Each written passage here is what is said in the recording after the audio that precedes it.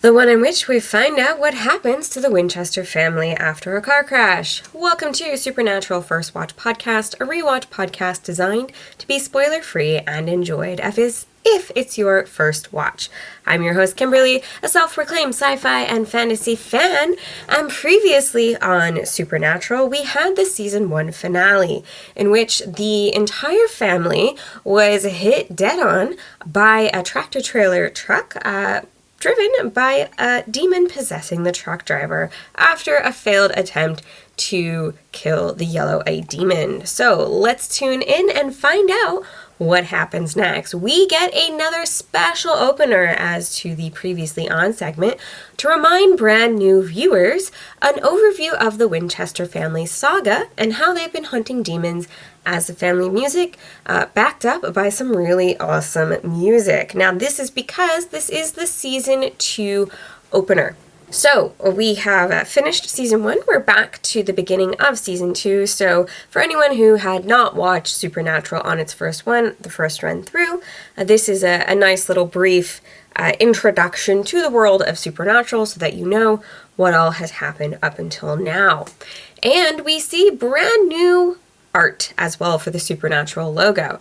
So we see the previously on segment, and then we see that they have gone back to the car crash, and the demon-possessed truck driver comes to menace at Sam. He threatens to shoot him. Sam threatens to shoot the demon with the cult, but they have an exchange about saving the bullet, and then he lets the truck driver go. It's full night.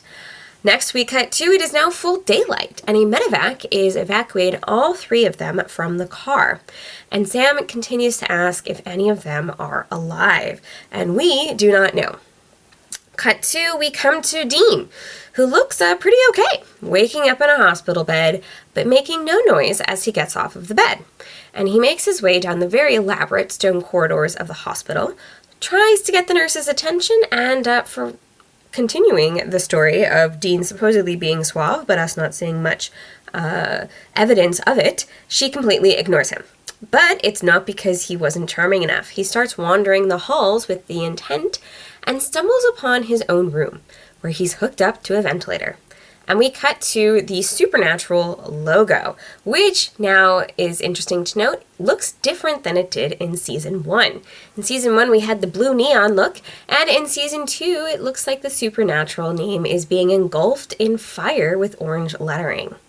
Sam rushes in to the room where Dean's at, if you will, and we have a little bit of an exchange. Dean is trying to get his attention, obviously failing, and the doctor comes in and lets him know that his father is awake, but that his brother's chances don't look great. They don't know the extent until he wakes up, if he ever does, and the doctor shares that with injuries like his, no one usually would have lasted as long as Dean did just to make it to the hospital. So, in a break from what we saw happen back in Season 1, Episode Faith, Dean is no longer willing to just accept his fate. And he says, come on, let's find a priest, lay some mojo on me. But of course, Sam can't hear him. Finds out that his father's awake, so we cut to John's hospital room, where he's handing off his insurance with a ridiculous name, something McGillicuddy, which is apparently a shout-out to I Love Lucy. And they have a little discussion about Dean, and Sam repeats word for word what Dean actually said about finding a hoodoo priest to lay some mojo on him. So it's potential that he is getting some sort of sense of the fact that Dean is in the room, but he can't necessarily hear him. And, of course, as soon as the insurance issue has been handed off and they start their conversation, John immediately asks about the gun. Sam's a little bit pissed. He says it's their only form of defense, so he called Bobby to pick up the car, and their father made a whole list of things that he needs. And he sends Sam off to connect up with Bobby. And we reveal that Dean, of course, was in the corner listening in and doesn't believe a word out of his father's mouth. He knows his father knows something, especially about the Sam and the other kids like him, but he doesn't know what. Cut to Sam talking to Bobby, who claims the Impala is not worth salvaging. It's not even worth the tow, but Sam is insistent that Dean would be mad if they trash the car, so they need to keep it. And when he hands over the list, Bobby clearly recognizes something about it, but refuses to tell Sam the truth. When we get back to the hospital, Dean is trying to get his father's attention and talking about him. He's given up everything for him and his father and their family, and he's pissed because their father hasn't called anybody to look for help for Dean, despite claiming to Sam that he was going to do just that. So what is he actually going to do for him and his family? The room suddenly starts shaking, and we see a sort of spirit wraith walk through the halls. Dean, realizing that yelling at his father when he can't hear him is a little bit futile, goes to follow it, and finds a woman gasping for air, making what I find is a lot of noise, but the real people who are corporeal don't seem to hear that she's asking for help. Dean struggles, he wants to try and help her, he tries to, but of course she dies. When we get back, Sam's back, and he storms into his father's room, pissed off because Bobby did tell him that it was the ingredients to summon a demon, not to ward one off. And they have an argument about the demon. Sam thinks he's so obsessed with revenge, he's going to summon it. And he's mad because, of course, Dean's dying, and he wants help and support with that instead. Of course, this is a nice turnaround from just literally a couple of hours ago, where we saw that Sam was so obsessed with revenge that he was willing to die himself trying to kill the demon. John reiterates again that he's pissed Sam didn't kill him when the demon was possessing him. And it's his fault, otherwise his brother would be alive. We'll dive deeper into this into Daddy Knows Best. And Dean, of course, is trying to play mediator while they're at each other's throat, because that is what he's used to, even though they cannot hear him. But he ends up knocking a glass off the table, which causes him to go into cardiac arrest in real life. They are able to bring him back, but he sees a sort of spirit hovering over him, and he's able to grab a hold of it, which knocks him a lot. But, of course, his heart does restart, and he promises to hunt it down. Sam, of course, can't hear, doesn't know what's going on, but he senses something. And then Dean hears somebody shouting in the corridor, so once again leaves the conversation, and he finds another person who no one else can see but him. And, of course, it's a pretty girl, and he shows her to his own body in the hospital, showcasing that they are having out-of-body experiences. The girl's name is Tessa, and she seems a little bit chill, and changes her team rather quickly after being confronted with her own corporeal body. But Dean hears another commotion and races to another room and sees a child with the wraith thing hanging over it. He tries to touch it, but it doesn't work. And cut to Sam has gone back into the room, and now he has a Ouija board. And while both of them make commentary about how ridiculous they feel, after a short conversation, it is established that he's talking to Dean. And he finds out that Dean's made the realization that the spirit he's seeing is a Reaper, which once again we have heard mention of in Season 1, Episode 8. And it seems to be after him. Sam does not like that prognosis, that the idea that Dean doesn't have a chance, so he goes to find his father. But, surprise, the room is empty. Cut to where his dad is, carrying a bag into the boiler room. Because if you're going to make shenanigans happen, that's where you go in horror films. And John obviously summons the demon. And for some reason, it tries to play coy before admitting that, yes, it's him, not just a janitor, and they have a little bit of a conversation. And John offers to hand over the Colt and the bullets in exchange for Dean's life. And, of course, the demon's like, well, that's fine, but I'm going to ask you for a little bit more. And then we cut to the heart-to-heart between Reaper and Dean. Tessa is walking him through the 5 stages of grief and acknowledging that if he chooses not to go, she can't make him. But that is exactly what makes haunted spirits and the ghost that Dean is used to hunting. So, does he want to be one? Dean seems to be pretty close to making a decision when black smoke comes in and possesses the Reaper. And when you know, it's Yellow Eyes. He touches his head and says it's his lucky day, and Dean wakes up. We get a lovely heart-to-heart with Dean and John, and it's very much a goodbye scene. So John is asking, Sam comes in, he's a little angry, he's like, where were you? John says, hey, I don't want to fight with you. Can you get me some caffeine? And while he has sent Sam out of the room, he continues to have a heart-to-heart with Dean. He apologizes for making him grow up too soon and says he's proud. Now, in the last episode, the season finale, we saw Dean get completely freaked out and realize he was possessed by a demon because he said he was proud. But this time around, I guess he actually believes him, but he's clearly freaked out. And John whispers something in Dean's ear, and we don't know what it is. And then he walks off and hands over the gun to the demon. And we see that he has reassured himself that Dean is alive, Dean is okay. So he walks into another room, he hands off the gun, and then he collapses to the ground. And it's very apparent that John has made a deal with a demon for Dean's life. The brothers hover in the doorway as they watch the medical staff in slow-mo because it's TV fail to revive their father. And this is the second time somebody else's life has been taken in exchange for Dean's. And that is where we end our episode. Now, this episode has so many layers to it. It's fantastic. And a couple of opportunities as well to kind of just turn normal tropes on their side, if you will. Number one, of course, being, when you see somebody surviving an explosion or a massive car wreck, especially on cop shows, if you will, and like there's barely a scratch on them and they're back to work next week, right? You're kind of like, really? That would take months. What the heck? But in this case, we, cut to Dean after him being clearly medevaced, but he doesn't seem to have a scratch on him. And he's walking through the halls. But very quickly, that trope is turned on its head because he is an incorporeal being, because he's on life support. This episode is aptly titled In My Time of Dying, which, fun fact, is a Led Zeppelin song, which goes along with the show's tendency to use classic rock music and, of course, Dean's love of classic rock music. But it also speaks to the entire situation because this is Dean's time of dying, but he doesn't die. So that's, of course, a very interesting perspective as well. There's so much to unpack in this episode. So let's go back to the beginning and just dive in a little bit deeper here.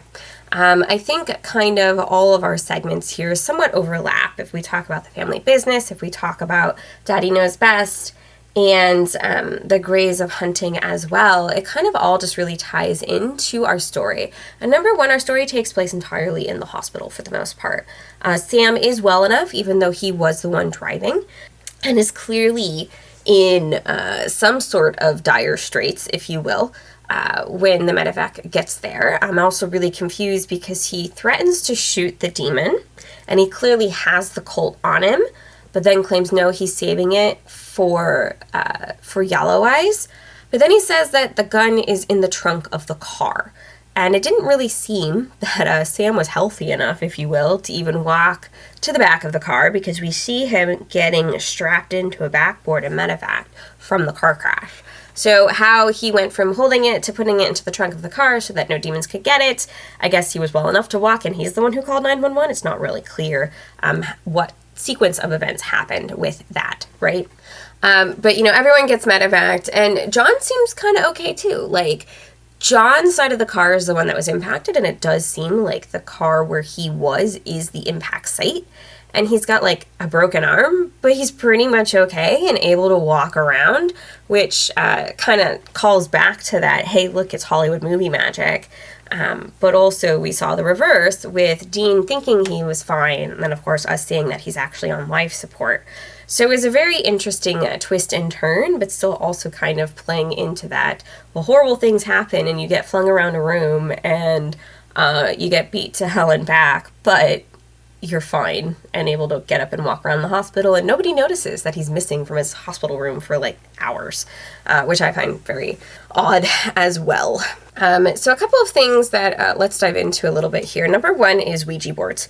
I remember this episode, I believe, was in 2006 or 2007, and Ouija boards were all the craze.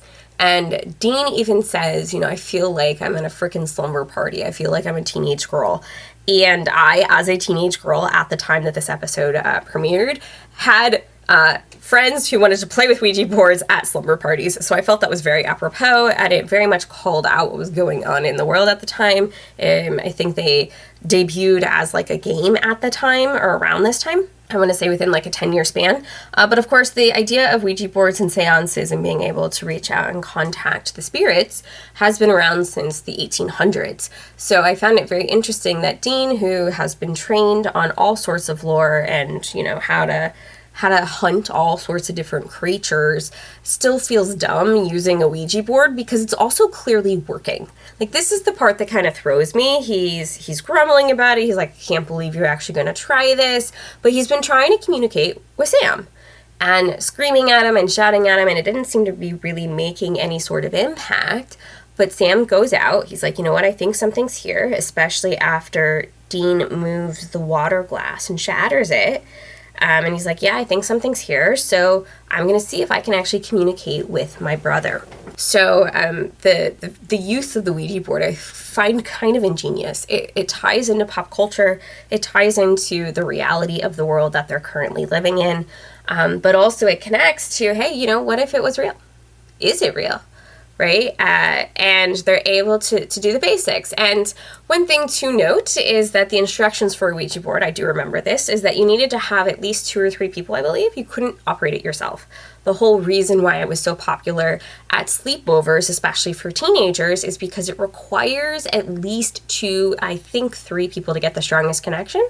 So the idea that Sam is able to sit down and operate it on his own, but still make the connection to Dean, is Dean alive enough to be that second pair of hands, even though he is the spirit also being communicated with?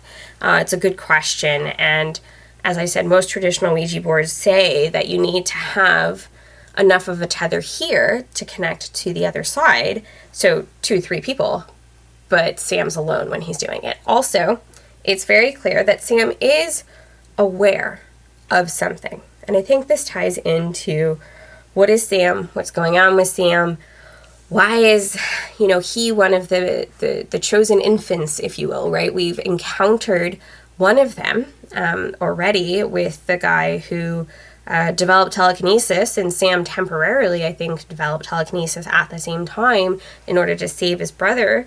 And he was having dreams, precognitions, in which he was kind of inhabiting this other kid's mind and seeing the atrocities before they happened. So what is Sam? Right? Dean even says something along the lines of use your psychic stuff and hear me.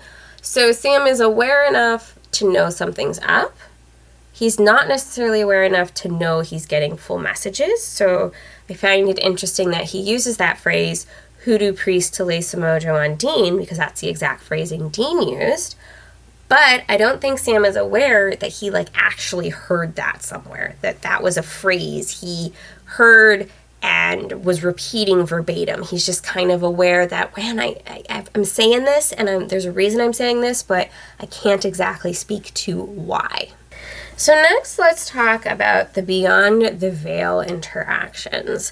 So the first thing I find very interesting is that Dean can see the wraith that is in the room or attacking people, if you will, and he makes the realization that it's a reaper, even though it doesn't look like the reaper he saw previously. So we know that Dean has actually seen a reaper in the episode Faith, where he was also about to die. So he's familiar with the reaper lore.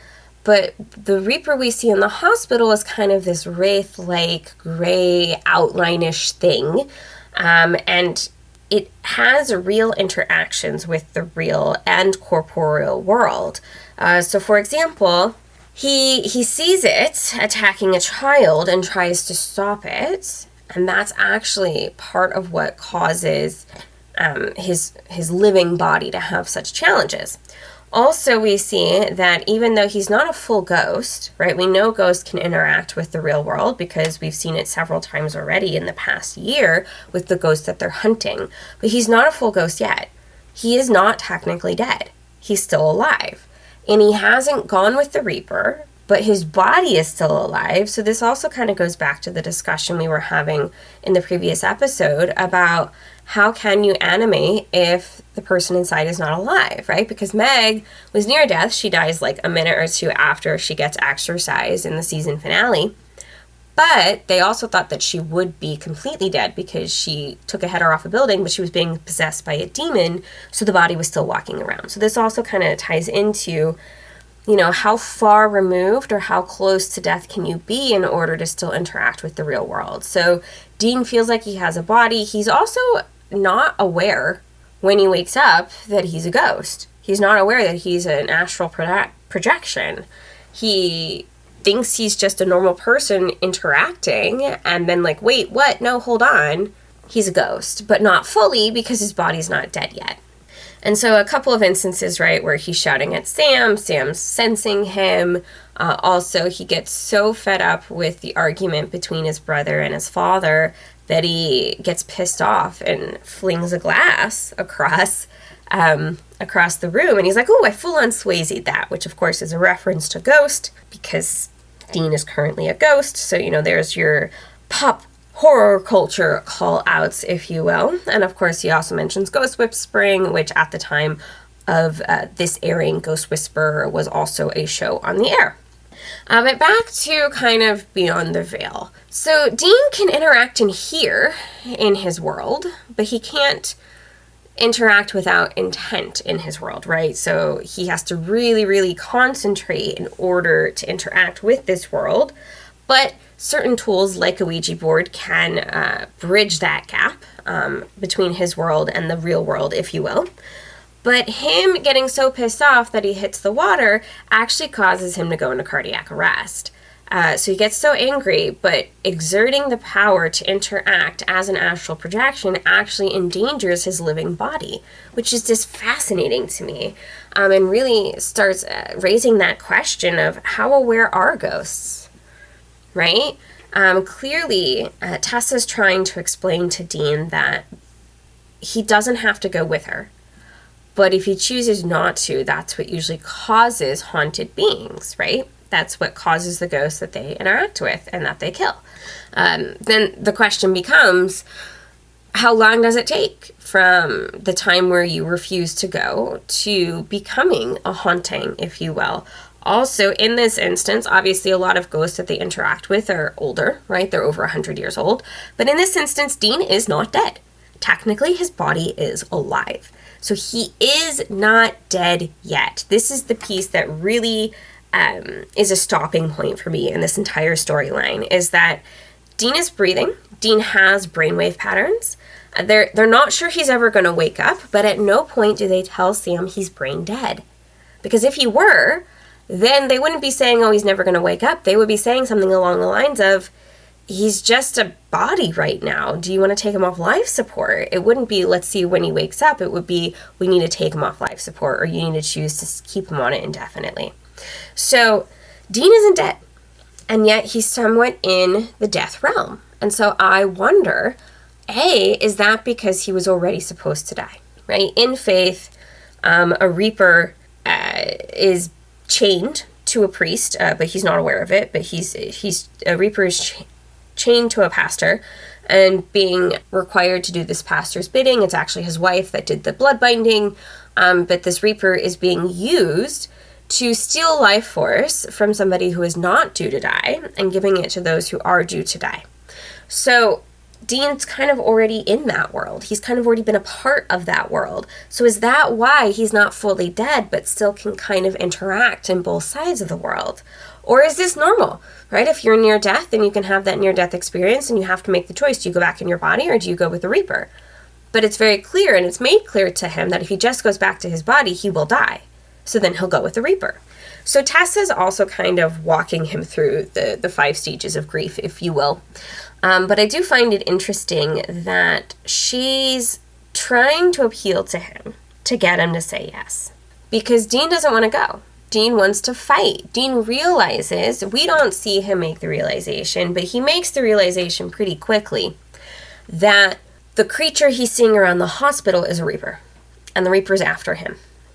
But he's like, I'm alive. I don't want to go. I don't want to die yet, which is a complete 180 from what happened in Faith, where he was given months to live, right? He was given months to live, or I think he was given weeks to live, but Sam's like, we're not going to just accept that you had a massive heart attack and this is your time. We're going to go look for a supernatural solution. And Dean's like, okay, you're going to drag me around anyway, so I guess I'll go with you. But in this instance, he's like, no, I don't want to. So it's a complete change, and I think part of the reason it's a complete change is because his brother's a much more ingrained part of his life at this point. And of course, his father is here, they've got this mission, he thinks the mission's important, but he also thinks the mission of just hunting so that they can save people is also important. And I think he has a little bit more of a fulfilled life at this point, so he doesn't just want to throw in the towel. He wants to fight, but then Tessa informs him if he fights, he's going to become a ghost. So, what kind of choice is that? How hard must that be for him to realize he could fight, but it's probably not going to work? And then what would that mean? Does he want to become the creature that his own family has to hunt down? And it seems to me that Dean is very close to saying, okay, I'll go with you willingly to Tessa, like he's made his peace. And then she gets possessed by Yellow Eyes, and he gets sent back to his body, and he lives. But it's clear he doesn't really remember what happened. So I am just curious moving forward, how is that going to impact him and how he interacts with the world and everything that he does, because he had accepted he was going to die. And then he was pulled back and that decision was taken from him, but also he doesn't necessarily remember it. So many great questions to find out. Will he ever find out, or does he remember, or is he just too in shock? It's really not easy to tell. So this Beyond the Veil section is really interesting to me because Dean at first isn't aware, then he realizes it's a Reaper, but we realize that he has some autonomy to decide what he wants to do. But by trying to interact further in the world that he is not 100% removed from, it actually causes him to be closer to being removed from it, because he goes into cardiac arrest and they have to restart his heart, right? So all really interesting observations here on the Beyond the Veil segment.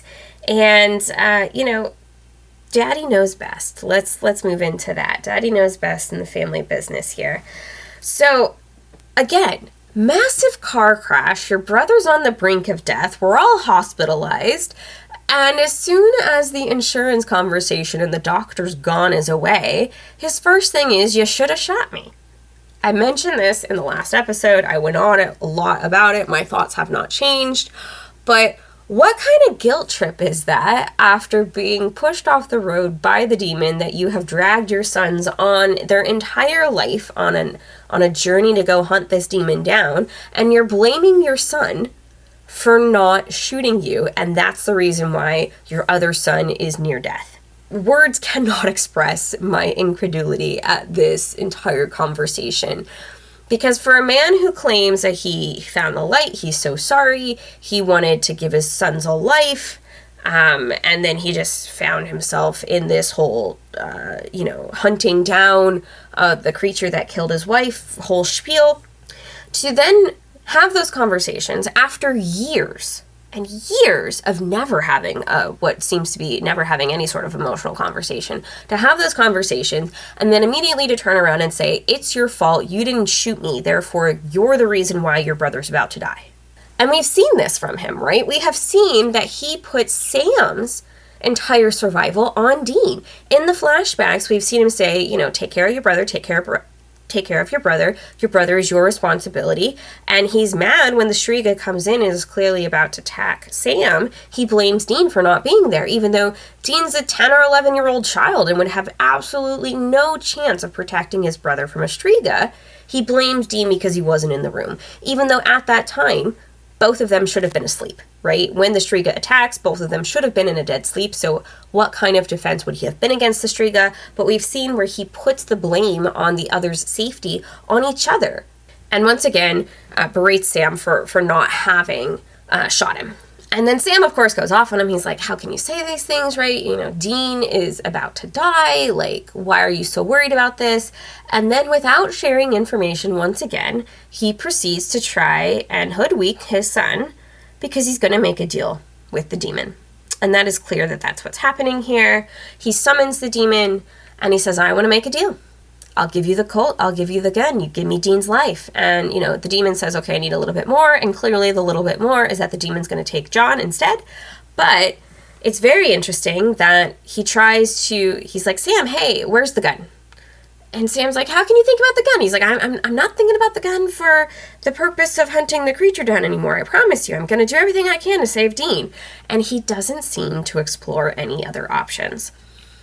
So at this point, I think it's also a little bit of being suicidal. Like, John is done, right? John is done. His sons have been attacked. His one son's about to die. He is the one who led them on this merry chase for over 20 years and started the journey as well. And I think John's a little bit suicidal because we see that he makes no calls, right? He reaches out to no one. Dean is in the room with him and is incensed that his father is doing absolutely nothing to save his life. And he sees that. So we know John has done nothing. He's already made the decision. I know the one thing that's going to save Dean is to make a deal with the creature I've been hunting my entire adult life. And he has no other recourse. He doesn't make any sort of other exploration. He has no other consideration except obviously he needs to make a deal. So I think part of that is just being suicidal, wanting his death to mean something, realizing he's probably never actually going to defeat the yellow-eyed demon and he's kind of done, but he wants his sons to live. But also, I mean, come on, if you're going to make a deal with a demon, do you expect the demon to honor that deal? And he says something to the effect of, well, I need to make sure Dean's okay before I come back, right? So John had that thought as well.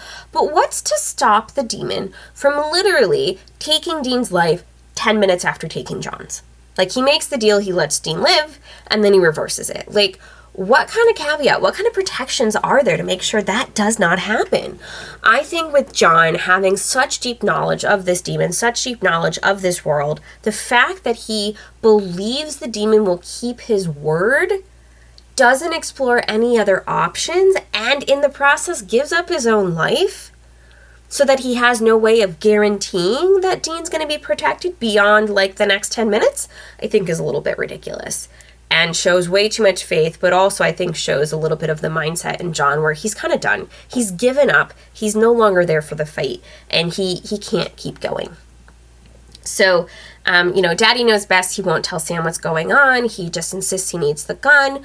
Also, Dean wakes up. John is trying to have a conversation. Sam's trying to pick a fight, and he's like, hey, I don't want to fight, but can you get me some caffeine? And I find it really interesting. He says caffeine, not coffee. That's just a really odd choice of dialogue, I feel.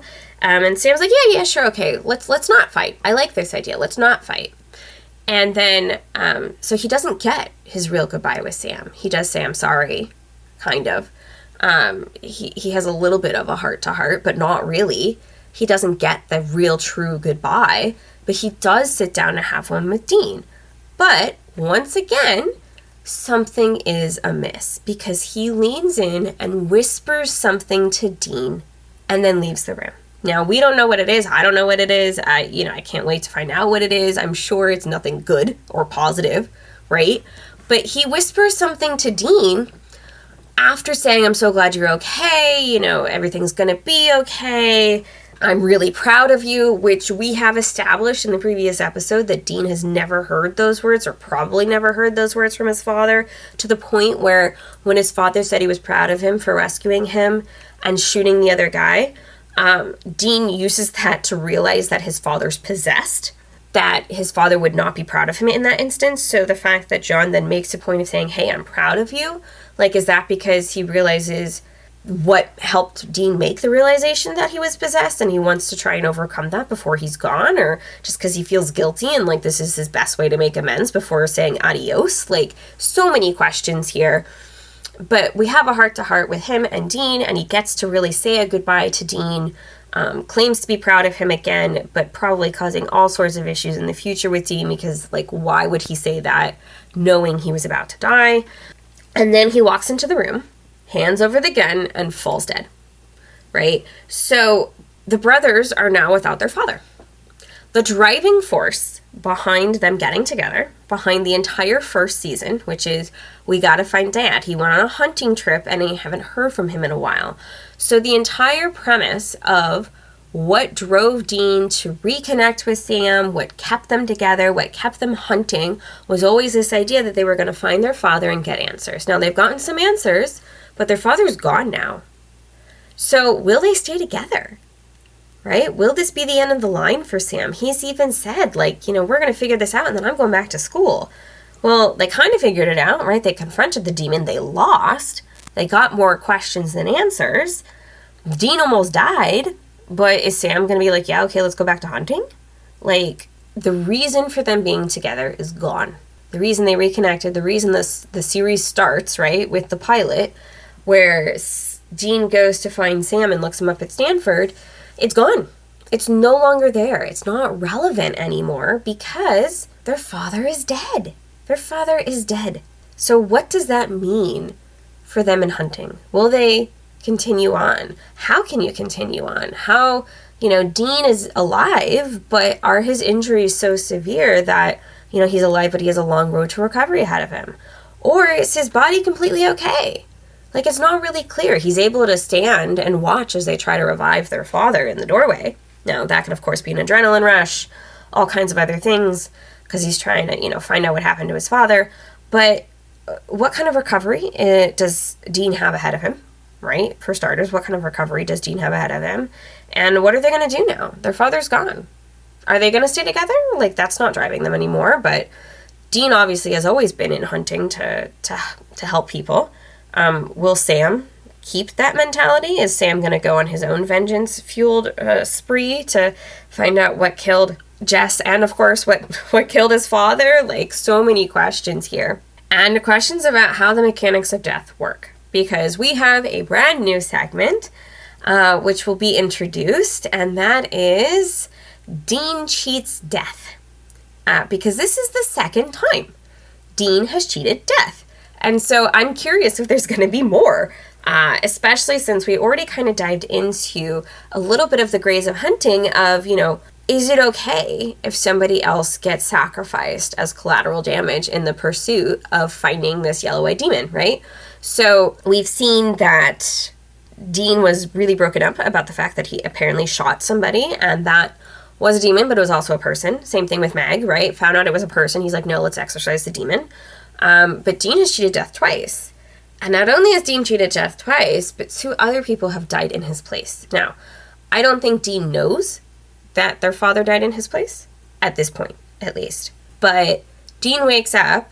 Dean also has no recollection of what happened, I'm pretty sure.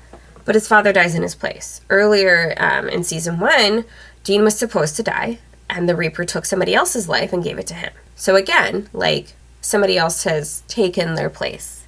And you could even argue that at least one other person has taken the place of Sam, because Sam was being beaten to a pulp by the demon, being possessing some man that was supposedly the son of the yellow-eyed demon. And then we find out that Dean shot him to protect his brother, but again, in place of the person who was being possessed, right? So, also, just a really quick touch on this, Dean and Sam's relationship obviously is very strong. Sam is aware that his brother's there, or at least potentially there, to the point where he goes out and buys a Ouija board so he can try and communicate with his brother. He's trying to figure everything out. He's trying to be the balance point that Dean usually is when both of them are in the hospital. And it just goes to show that, these 2 brothers truly, truly care about each other and want each other to be living.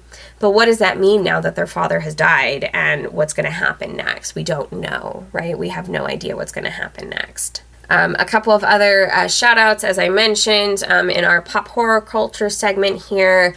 Over the PA system, we hear Dr. Kripke called room 237, which is actually really important in The Shining. And I think we've already seen a couple of mentions to The Shining, and Dr. Kripke, of course, is actually a reference to the creator, Eric Kripke, of Supernatural, I would assume. And, when Dean said, I flown Swayze that mother, he was talking about ghosts. He talks about Ghost Whisperer, and then Dean also does a throw out here to, I think I'll pass on the 72 virgins, thanks.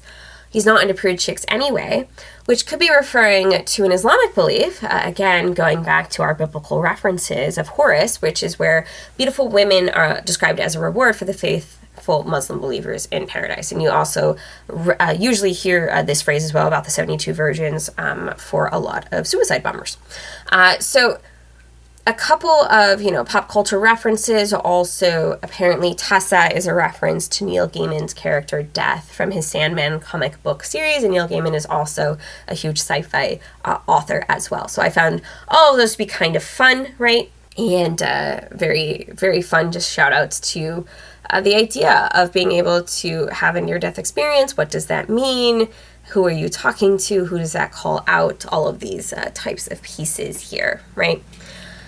So very, very powerful start to the season. Everything from the opener of the Previously On segment, which reminds us of exactly what has gone on in the entire season up till now. In fact, I love the way they do Previously On segments on Supernatural, where sometimes it's the clip show you're used to seeing, but it like tells a story. It's not just a bunch of clips, it actually tells a story through the clips, which I find really fun. And of course, the incorporation of the great music.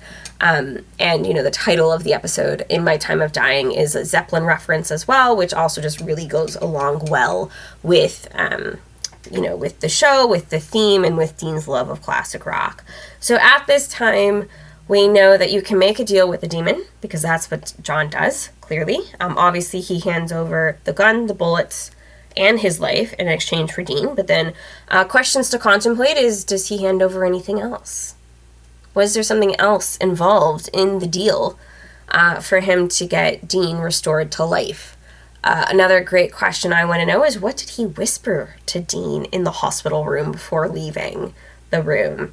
Did Sam know to go get the Ouija board because he's had the experience before and now realizes he's been hearing ghosts? Is this common, or is it just because he's so close to his family that he could realize that there was a potential that he was hearing a ghost? Is this a showcase of Sam's powers, if you will, expanding, right? We've seen that he has connected at least with one other of the children that was being hunted and burned at 6 months.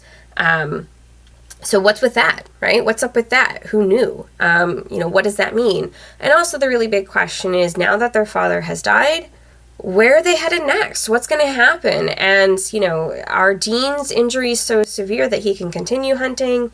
And if he can continue hunting, what kind of recovery time does he have ahead of him? And we didn't really touch too much on Bobby's involvement, but this is the second episode in which we see somebody who's not the Winchesters. I think it's our first recurring character that's not a demon. And even then, we only really had Meg. So Bobby's in another episode. Bobby knows all. Bobby can recognize the ingredients for a demon summoning. So what does that mean? Does Bobby have experience with this? We heard through dialogue that Bobby is one of the best when it comes to understanding demonic possession, but, what else does Bobby know? How close is Bobby? And where are the Winchesters headed now? Also, what's going to happen to the car? Always a good question. What's going to happen to the car? So that's a wrap on our season 2 premiere, In My Time of Dying. And we'll connect on the road again soon in Everybody Loves a Clown. You're listening to Supernatural First Watch Podcast. Don't miss out on future episodes. Subscribe to the show in your podcast player of choice. Got opinions, theories, or comments to share about the road so far? We want to hear them. Send them in to the email in the show notes. And if you'd like a shout out on the show, access to behind the scenes looks, and a couple of extra episodes coming soon, all about a breakdown on season 1, be sure to subscribe to the show in Patreon. That's a wrap for In My Time of Dying, and I will see you on the road again soon in Supernatural Season 2, Episode 2, Everybody Loves a Clown.